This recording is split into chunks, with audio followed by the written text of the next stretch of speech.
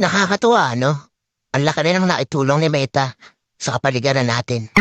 Lalo na tuwing umaga, wala ka na halos makita ang mga chismosa na nakatumpok yan sa labas ng bahay niyo. Halos bihira na nga rin silang tumumpok dyan eh.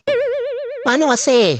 Mas gugustuhin pa nila na mag-isip ng content para sa reels nila maghapon.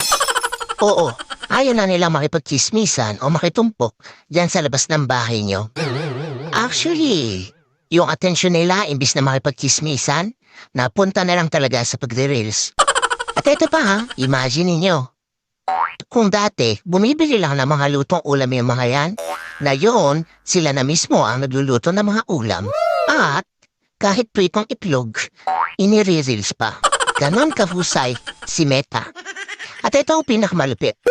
Kung yung dati yung asawa mo tinatalahan ka sa tuwing uuwi ka, ngayon, hindi mo na makausap.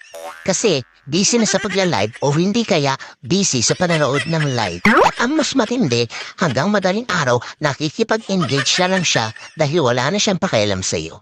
Ang husay ni Meta, no?